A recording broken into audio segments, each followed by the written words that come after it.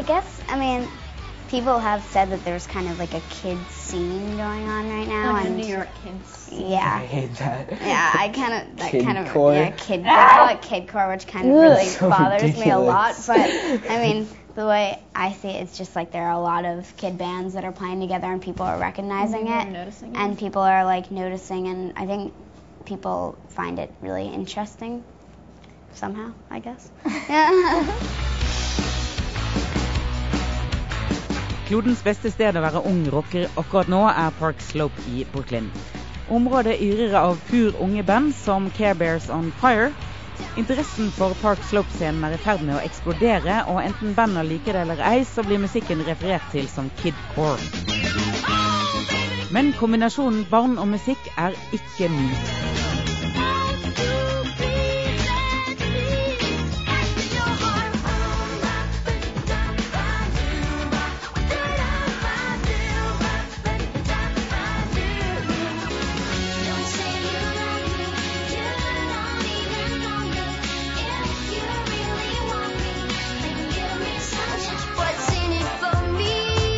Fenomenet barnestjerner er like gammelt som underholdningsindustrien, men når man ser på dagens unge indie-rockere er kontrasten stor.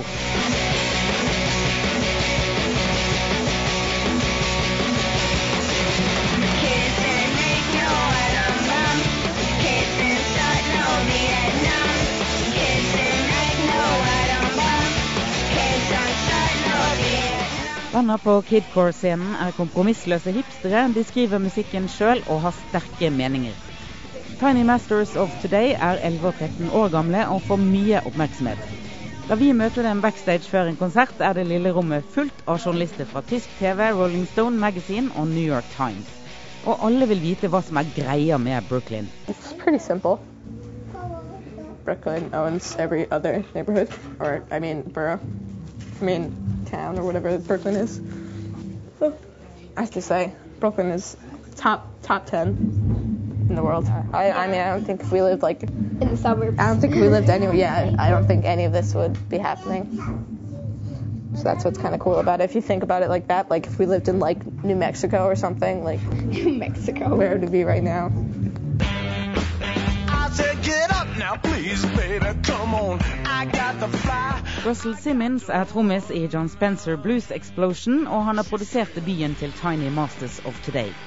Han kjenner kidcore-scenen godt, og mener forklaringen på oppblomstringen av unge band er enkel.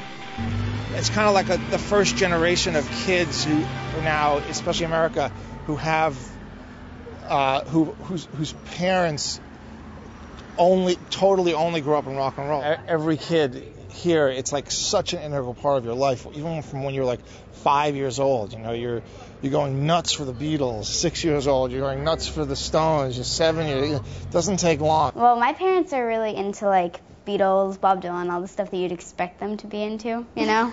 My parents are a lot into the more, they like Sonic Youth and the Ramones and Nina Simone and like a really wide range of music. Like my dad listens to a lot of world music like Fela Kuti and stuff like that.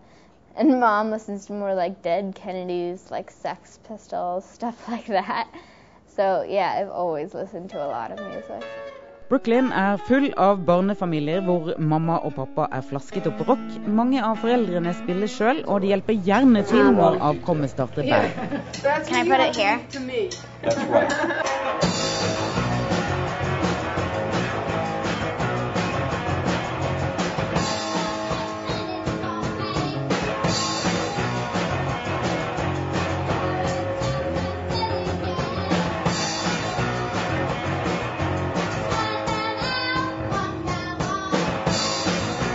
Like when we started the band, like in the very, very beginning, we didn't like know how to play our instruments, or at least I didn't know how to play my instrument like at all. Either. So I think as we progressed in our learnings, we were kind of like, wow, it'd be really cool to write like our own songs. Yeah. So. Real bands write their own songs, so I guess we wanted to do that. Yeah, I think our first show we played like 2 covers maybe. Yeah, 2 covers and the rest were all Yeah. originals. When did you play your first show? July of last year. Yeah. Yeah. So yeah, 1 year, I told you. Yeah, maybe. Tell you what to wear and you sip on Timmy Dating. Tell you what to like and all this stuff. Den unge rockscenen har også mange fans blant etablerte musikere, og Kimya Dawson fra Moby Peaches er blant en rekke artister som bidrar på albumet til Tiny Masters of Today. When I was in New York last year, they said that they had the song Trendsetter, and it was needed some filling in certain spaces, and asked if I would write some stuff for it. And I really love what the song is about, and that's something that's important to me. You know, how the media tries to manipulate children into becoming the eternal consumer of their product, and I think that's horrible. And I thought it was great that these kids were like hip to that, you know. And I was like, oh, I'll definitely put my 2 cents in, you know.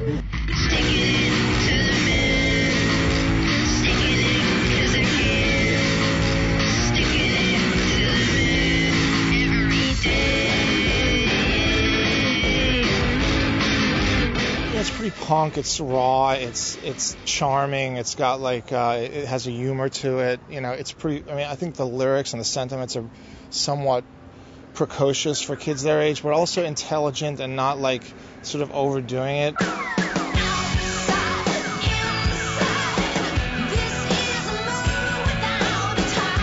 Tiny Masters of Today har flere celebre gjester på debutalbumet, som blant annet Karen O fra favorittbandet Yeah Yeah Yes.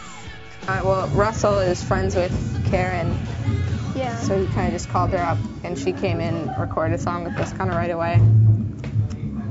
Yep. Was that fun? Yeah. Yeah, it was really. Like, it was kind of. I was kind of starstruck. Yeah, we came like, in I was a big to the fan. recording studio, and she was there, and she like. We would normally have to like sing things like maybe like 3 times to get it right. She did it all like on one track. Oh, it's amazing. She's amazing.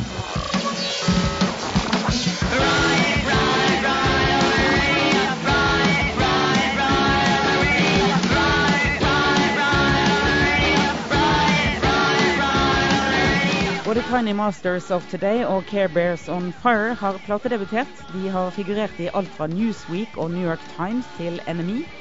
Interessen i både USA og Europa er stor, men selv så har det et ganske så laid-back forhold til det hele. We're kind of slow. Like, since the album's come out, we've written like 2 new songs. Yeah. It's kind of sad. But we're kind of on a streak now, so there'll be more to come. We don't really need to be any more famous. I don't know.